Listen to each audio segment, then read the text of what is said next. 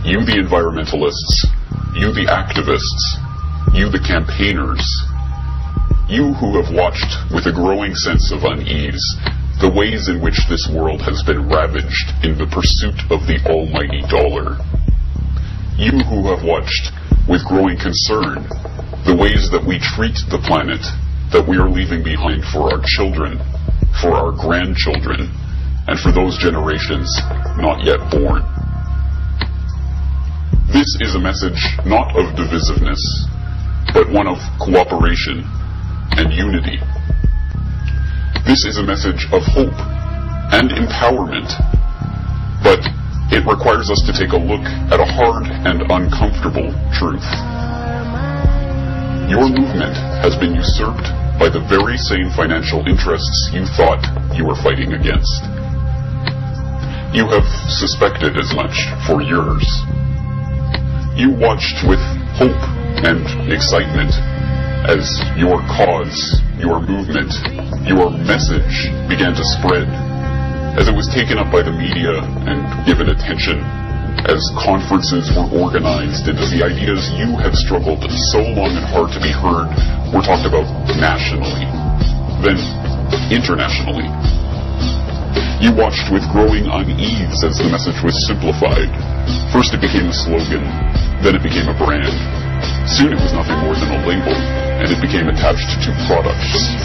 The ideas you had once fought for were now being sold back to you for profit.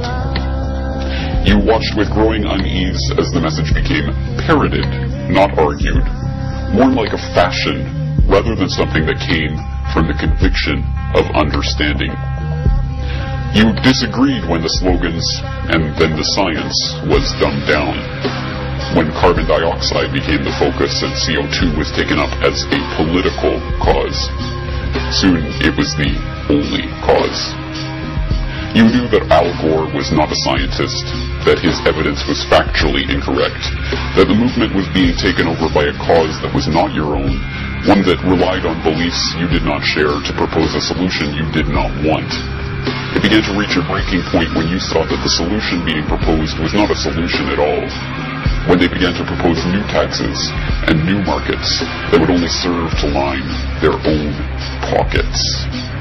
You knew something was wrong when you saw them argue for a cap-and-trade scheme proposed by Ken Lay, when you saw Goldman Sachs position itself to ride the carbon trading bubble, when the whole thrust of the movement became ways to make money, or spend money, or raise money from this panic. Your movement had been hijacked.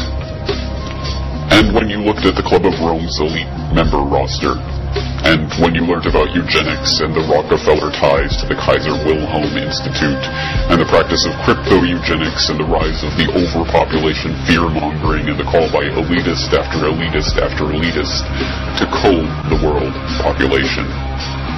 Still, you wanted to believe that there was some basis of truth, something real and valuable in the single-minded obsession of the hijacked environmental movement with man-made global warming. Now, in November 2009, the last traces of doubt have been removed. Last week, an insider leaked internal documents and emails from the Climate Research Unit of East Anglia University and exposed the lies, manipulation, and fraud behind the studies that supposedly show 0.6 degrees Celsius of warming over the last 130 years, and the hockey stick graph that supposedly shows unprecedented warming in our times, and the alarmist warning of impending climate disaster. We now know that they wrote programming notes in their own source code of their own climate models, admitting results were being manually adjusted. We now know that values were being adjusted to conform to scientists' wishes, not reality. We now know that the peer review process itself was being perverted to exclude those scientists whose work criticized their findings. We now know that these scientists expressed doubts to each other about the reliability of the science that they publicly claimed to be settled. We now know, in short, that they were lying. It is unknown as yet what the fallout from all of this will be, but it is evident that the fallout will be substantial. We are at a crossroads of history, and make no mistake, history will be the final judge of our actions. So I leave you today with a simple question. Which side of history do you want to be on?